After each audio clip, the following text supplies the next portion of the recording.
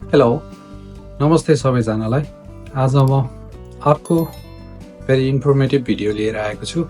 यो भिडियो के को बारेमा छ भने यो चाहिँ भोकेसनल एजुकेसन इन फिनल्यान्ड र अहिले धेरै नेपाली विद्यार्थीहरू भोकेसनल एजुकेसनको लागि फिनल्यान्डमा आउनु भएको छ। र यो भोकेसनल एजुकेसन भनेको के हो, यसका फाइदा बेफाइदाहरू के हुन् को बारेमा, अनि कहाँ कुन कलेजहरू अथवा यी भोकेसनल इन्स्टिट्युसनहरूले चाहिँ यी कोर्सहरू उपलब्ध गराउँछन्, अनि यी कोर्सहरू गरेर विद्यार्थीलाई फाइदा बेफाइदा के हुन्छ भन्ने बारेमा यो भिडियो बनाउन गइरहेको छु। यो भिडियोलाई अन्तिमसम्म हेरिदिनुहोस्, पक्कै पनि यो भिडियो तपाईँको लागि हेल्पफुल हो। ल अब भोकेसनल एजुकेसन भनेको के हो भन्दाखेरि चाहिँ फिनल्यान्डमा चाहिँ 2-3 थरीको भोकेसनल एजुकेसन छ। हाम्रोतिर नेपालमा सिटिभिटीको एजुकेसन भन्छ नि, त्यस्तै टाइपको। एउटा चाहिँ जेनरल भोकेसनल, अर्को स्पेसलाइज भोकेसनल। भनेको जेनरल भोकेसनलहरू चाहिँ भनेको के हो भने जस्तै क्याटरिङ, कुकिङ, भनेको सेफ, अनि इलेक्ट्रिसियन, प्लम्बिङ, अनि नर्सिङको लागि पनि भोकेसनल कोर्सहरू, हेल्थ केयरमा पनि हुन्छ, प्यारामेडिक कोर्सहरूमा पनि हुन्छ, हो त्यस्तोहरू हुन्छ।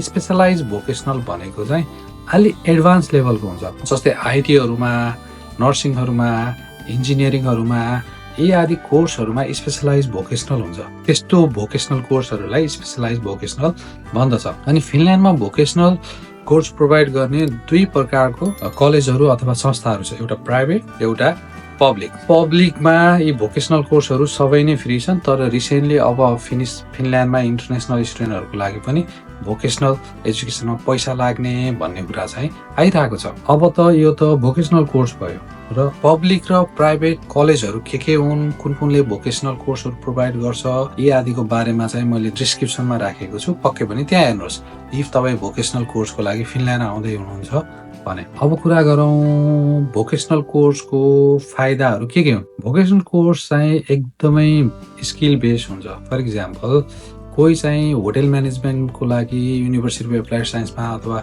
युनिभर्सिटीमा ब्याचलर गर्न आयो, अथवा अर्को चाहिँ भोकेसनल कोर्सको लागि चाहिँ कुक अथवा सेफ पढ्न आयो भने कुक अथवा सेफ पढेकोले चाहिँ काम पाउने सम्भावना एकदमै धेरै हुन्छ। किनभने भोकेसनल कोर्समा थ्योरी कम, प्र्याक्टिकल स्किल धेरै गेन गर्ने अवसर पाइन्छ। त्यही भएर चाहिँ एउटा त काम पाउने चान्स एकदमै धेरै भयो।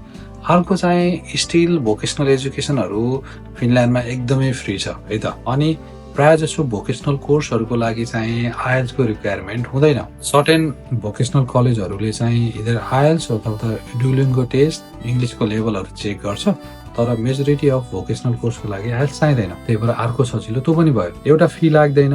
अर्को चाहिँ यसको टाइम ड्युरेसन पनि त्यति धेरै हुँदैन, 1 देखि 2 अथवा 3 वर्षको हुन्छ, त्यही भएर टाइमै सिद्धिन्छ। अनि पास आउट भएपछि काम पाउन सजिलो हुन्छ।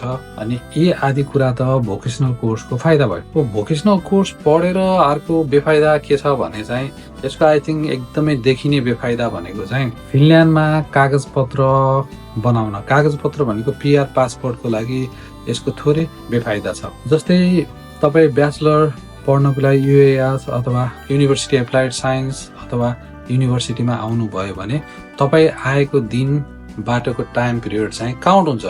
भनेको जस्तै पिआर एप्लाई गर्नको लागि अहिलेसम्म 4 वर्ष छ र अब 6 वर्षको नियम बनाएको छ, त्यो काउन्ट हुन्छ।